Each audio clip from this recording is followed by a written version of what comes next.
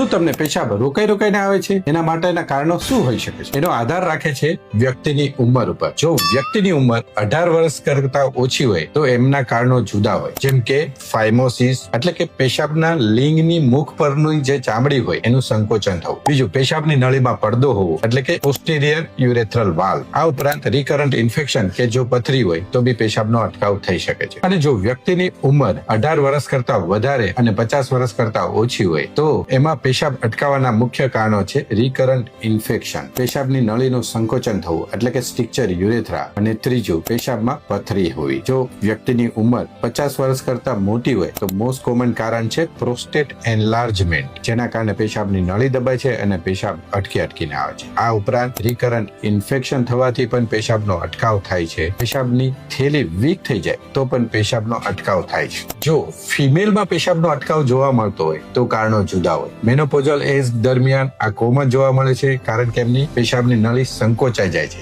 જેમને યુરેથ્રલ સ્ટીનોસિસ કહેવાય. આ ઉપરાંત બીજા કારણો જોઈએ તો રિકરન્ટ યુરિનરી ટ્રેક ઇન્ફેક્શન અને પથરી એટલે કે સ્ટોન, જે પેશાબની થેલીમાં સ્ટોન હોય તો બી પેશાબ અટકાઈને આવે છે. આવી વધુ ફેક્ટ બેઝ માહિતી માટે અમને ફોલો કરો. હું છું ડોક્ટર ચેતન શેલડિયા, તમારો યુરોલોજી પાર્ટનર.